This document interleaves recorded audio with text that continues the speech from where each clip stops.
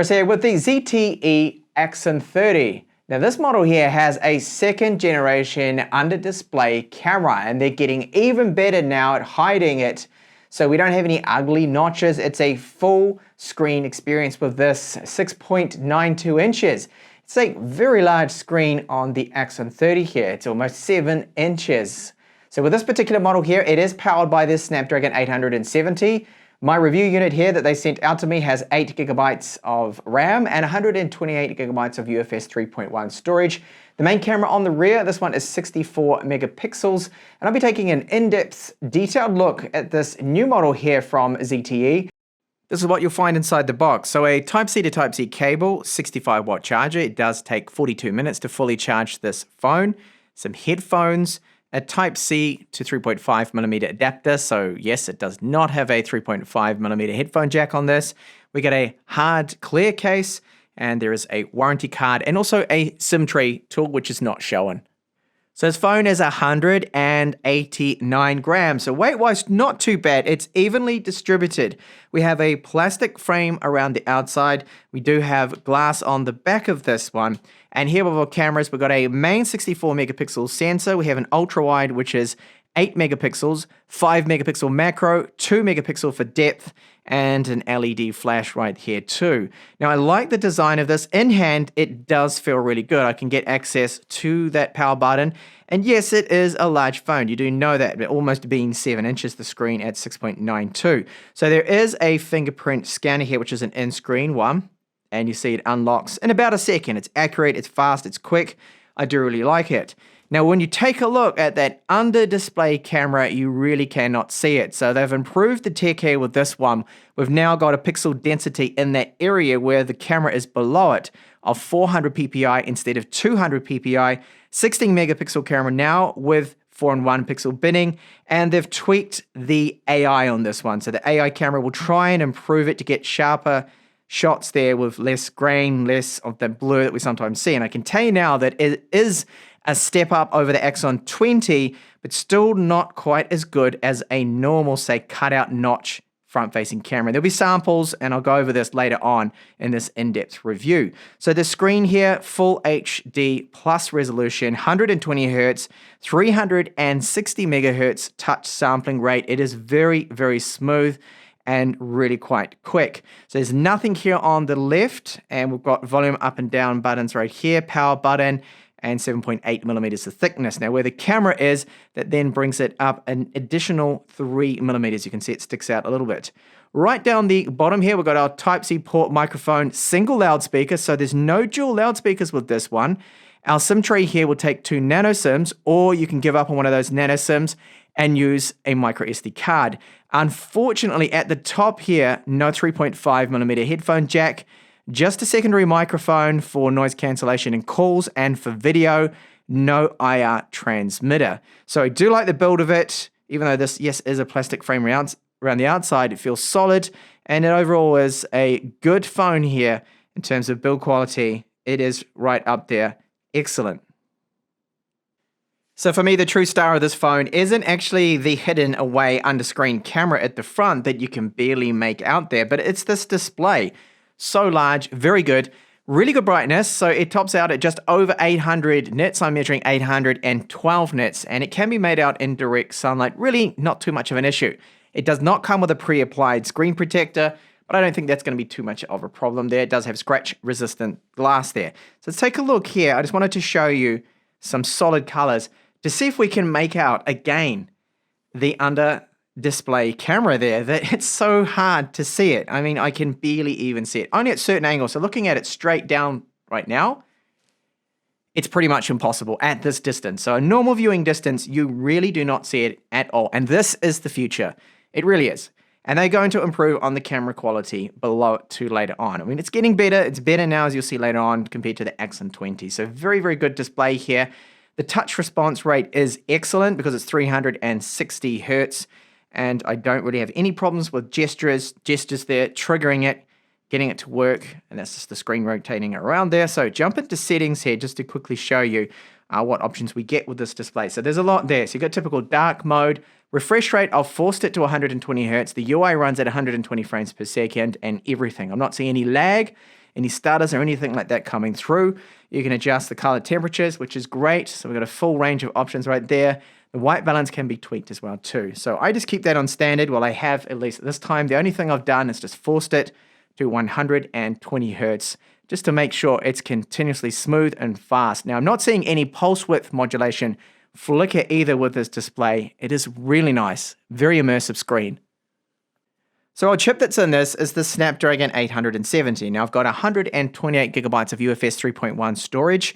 It has 8 gigabytes of RAM, and the Snapdragon 870 is just as good to my eyes, that is, and to me, as the Snapdragon 888, which is their latest. I think the Snapdragon 870 in a way is sometimes a better chip because it doesn't run quite as hot. Performance is excellent, really good. And this, of course, is running their own it's called MyOS 11, and it's based on Android 11 with this. And performance has been good. It has been bug-free for me, and overall, I really do like how it does perform. Just everything fast, smooth, really good load times, good animation speeds, no noticeable stutters, lags, any issues like that. You've got your typical toggles down here, notifications all coming through. It has NFC built into it. And we also do have, for example, Google Pay support. You can use that with this. So ROM performance is great. Now, when you take it out of the box and first power it on, you're looking at approximately 113 gigabytes of free space with this particular phone. Expandable, you can install a micro SD card, and that will work then. You can use that as storage too for your applications if you're running a little bit low. So I am on the latest firmware update here at the time of this video, of course. And here, bloatware. Is there a bit of bloatware on this? Well, not really. It's actually pretty good. Now, I've already started to install here my own applications, but I would call this phone one of the better ones definitely that I'm seeing. There's so many manufacturers that just put so much bloat on their ROMs, and Axon with this one here, the Axon 30 ZTE, they're not doing it, and that is really good to see. So this is the 3D Mark Wildlife score, which is an excellent score here. It's a demanding benchmark, and it is able to achieve here 25 frames per second. That's great performance there from the GPU. And the internal storage, so UFS 3.1 spec, as I mentioned before. And we're looking at excellent random reads and writes. Sequential read speed there is very, very high there. And then 748 writes, no slouch at all. This is a very quick phone. As you can see with the Antutu score here, so able to achieve over 700,000 points there, really good. And a potent GPU in this, as you'll see later on when I get onto the gaming performance of this one. So we have a Widevine level 1 cert, which is great. However, here, when you try to run something like Amazon Prime Video, it doesn't actually run in HD. It's stuck in standard definition. Down here, it should say HD, later Full HD, which it does with other phones. So Netflix works, okay? Netflix, Disney Plus in Full HD. It's just Amazon Prime Video have not whitelisted this device yet, and I hope that will happen in the future. It's actually up to Amazon to do that, to talk to ZTE. So wireless speeds, really good. Gigabit speeds if you connect up to Wi-Fi 6. So of course it does support Wi-Fi 6, the Snapdragon 870, and I'm able to get very, very good speeds down at the point downstairs where I test away from my router with lower signal strength, but still able to get 400 megabits per second transfers. That's phenomenal. That has to be now the fastest I have tested. Most phones with other flagships will be around 250, 300, but 400, over 400 there is an excellent score when it comes to the wireless speeds there. So we do have dual frequency GPS as I test it out here with, you can see level 5 and level 1 in there. That means dual frequency, with the GPS. And you get a lock of around 3 to 4 meters of accuracy. So it just actually changed from 3 to 4 right here, and very good average signal strength. And this is typical Qualcomm that you won't get an accuracy of 1 meter, which you can with the MediaTek chipsets. They have a limitation of just maxing out at 3 meters with them, unfortunately. Camera 2 API support, the maximum level we want, so level 3, this is good. So yes, you can find Gcam ports, and they will work on the Axon 30. Now, I did the stress test here for Wildlife. This is 3D Mark's benchmark. It runs for 25 minutes, 20 minutes, I think it is, 20 loops at least. And it only throttled a tiny little bit. The lowest score here dropping down barely nothing. And that is really good to see after 20 minutes of this demanding test. And there's the same thing again, And battery life, okay, it didn't actually count it here, but I can tell you it's 42 minutes to charge the battery. And then battery life, what I'm seeing so far is around 6 to 5 hours on screen time. That's at 120 hertz, which is not amazing. Onto audio. So I'm a little disappointed. It's just got the single downwards firing speaker here. I think a large immersive screened phone like this one, especially with the under display camera, it really should have a secondary loudspeaker at the top. But I guess with maybe that camera tech, they just didn't have room for it somehow. Now, the 3.5 to Type-C, I've been testing that out. Quality is fine. I wouldn't say it's the absolute best I've heard, but I've got really no complaints from it. It's loud, it's clear, it's good, okay? It's good. But that loudspeaker sample, I'll give you a sample of it now. For a single loudspeaker, it really doesn't sound bad, but again, I just miss really having a secondary speaker at the top. But here's that sample now at 100% volume.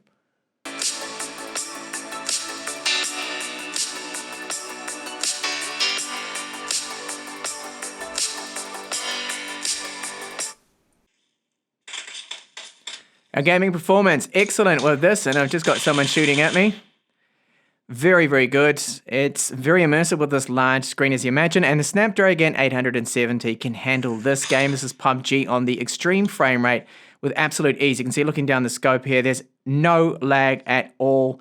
So the extreme frame rate options available to us, and unfortunately we cannot go over that, so we can't get any faster. We can't take advantage of the 120 hertz, at least not with this title here, but other titles you can, but still very quick. So all of those demanding games on the store, Google Play Store, you're going to be able to play them with this. Now, how warm does this phone get? So we've got a vapor chamber in it. I've noticed that on the back here that it does get a little bit warm, and on the screen just in this area. Now, I did check it out. It gets up to 48 degrees, which some of you may think is quite high, but I've actually seen the Snapdragon 888 phones get up to 51, 52 degrees Celsius. My ambient temperatures here are 25 degrees C. So yes, it's a warm phone, it's a warm chipset, but not as bad as the Snapdragon 888.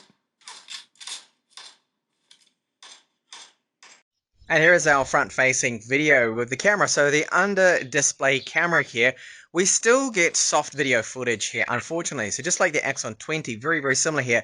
1080p maximum, and you can see it doesn't have any electronic image stabilization, and it also has a low bitrate, which is 96 kilobits per second. So the camera has to look through and around those pixels, really. So that's why it looks like I've got a fingerprint smudge over the camera lens, right, on the front of the screen. But sadly, that is not the case. I have cleaned it with a microfiber cloth. It's 100% clean. So this is what video is going to look like if you're going to shoot vlog quality, or you wanted to shoot vlogs with this, then, well, you're going to have to deal with this kind of quality. So I'll swipe over now to the rear cameras, and we'll take a look at what we can expect here out of the Axon 30. So with the main camera, we have 4K 60, 4K 30 frames per second, which I'm currently shooting in, and it does have electronic image stabilization. You can clearly see that as I walk along. It's quite smooth, the footage right here, and overall not bad quality. Now I do find that the focus works excellent. I've had no problems with it getting lock, and it doesn't pulse in and out or anything like that. Let's move over now to the ultra-wide camera. And with the ultra-wide camera, it's only 1080p maximum with this one, so it does not look as detailed with that 8 megapixel sensor. But at least we do have the option to do this. We get electronic image stabilization again, and throughout all of the video, unfortunately, with ZTE, it's always the same. The 96 kilobits per second audio bitrate, the quality, they really do need to improve upon this.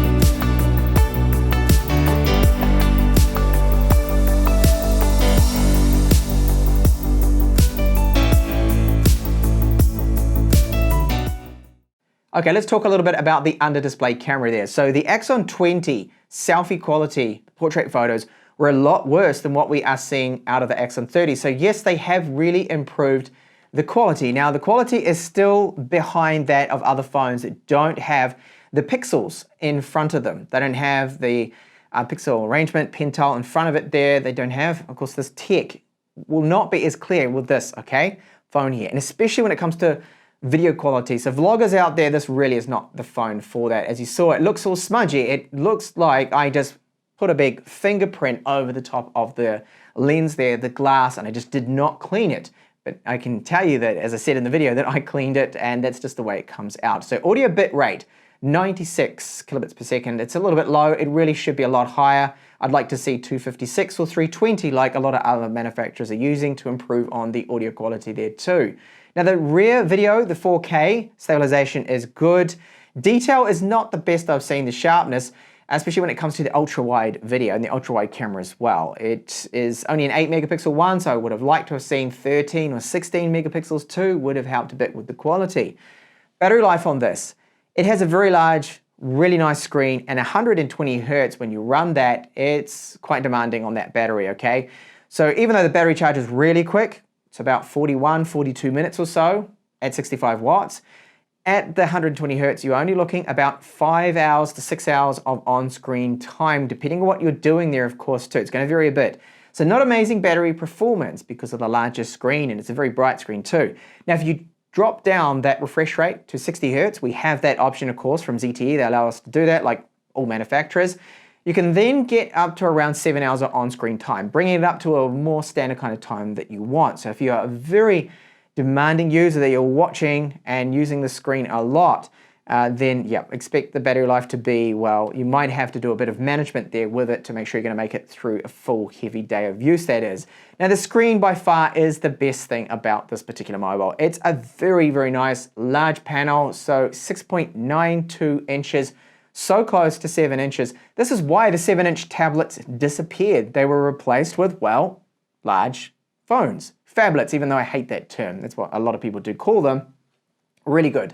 So it's very bright, 812 nits that I've measured. You can see it in direct sunlight. It's super immersive, and the blacks look great on it because it is an AMOLED screen here with this one. Now we do have the Widevine Level 1 support, so Netflix in Full HD on this, Disney Plus in Full HD. However, Amazon Prime Video, if you use that a lot, which I do personally, it's in standard definition with this one because Amazon has yet to whitelist this device. So hopefully that will be happening later on in the future, so we can then see the Full HD with this particular model here. Build quality is good. Fingerprint reader is fast. Face unlocking is fast as well. And the fingerprint reader there, I'll just demonstrate quickly that it is fast and accurate. I didn't press it the first time very good there, but it's very, very quick. Well, it's about a second. It's not actually the fastest I've seen, but it's still accurate. It's good. So all up, I think it's a good phone for those that want a immersive, great looking large screen, and you don't take a lot of selfies, and you especially don't take any vlog footage. You're not one of those people out there shooting video of yourself, vlogging all the time, because you're going to be disappointed with that quality, as I showed you from my example. So I do hope to see you in my next up and coming mobile phone reviews. Please do subscribe for more, and I'll see you in the next one.